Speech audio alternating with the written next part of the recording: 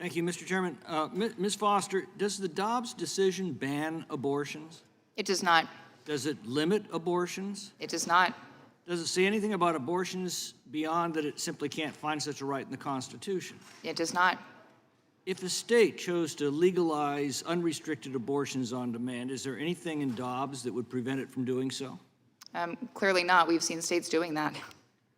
I think the central question that both sides here are considering is whether Congress has the authority to adopt a federal law concerning abortion, either restricting it, banning it, or allowing it.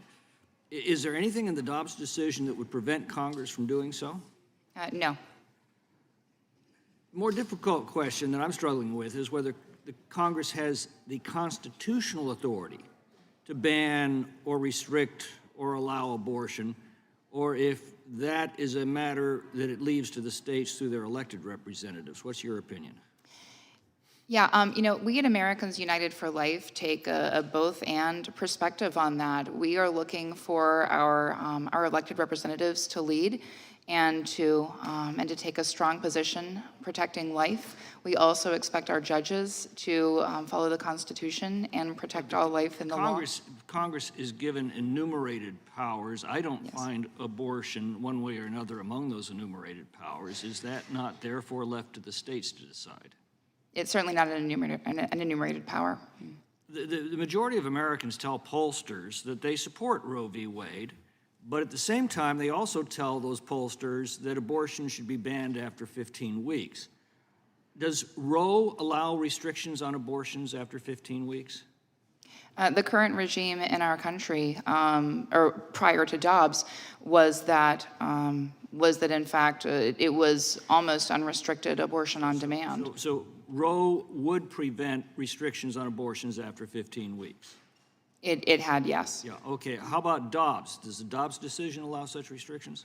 The Dobbs decision says that you can, in fact, protect women and children after 15 weeks or before 15 weeks. Which is what a substantial majority of Americans, even though they say they oppose Roe, actually support. Supermajority, yeah. Yes.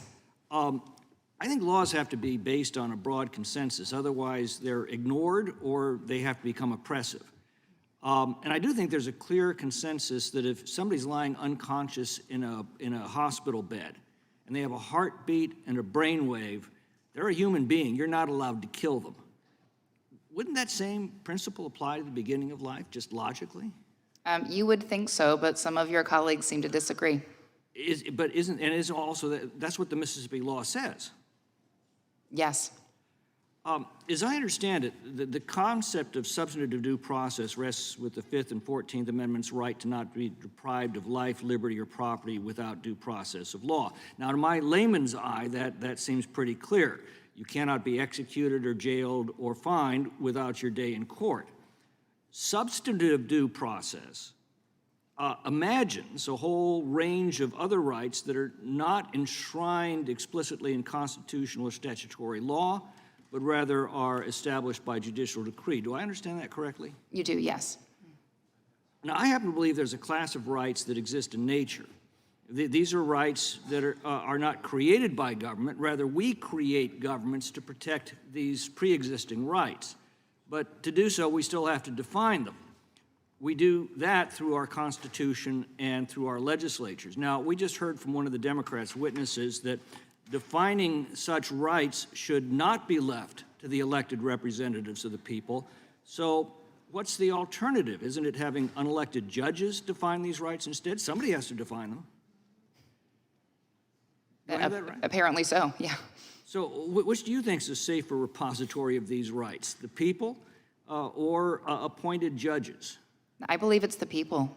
It's the people who have the rights and the people we elect our representatives to defend them. And shouldn't respect for democracy leave these issues to the people through their elected representatives? Isn't that what Justice Thomas is saying in his dissent? That's exactly what he's saying. The left tells us that any restriction on abortion forces a woman to carry a baby against their will. How do you respond to this?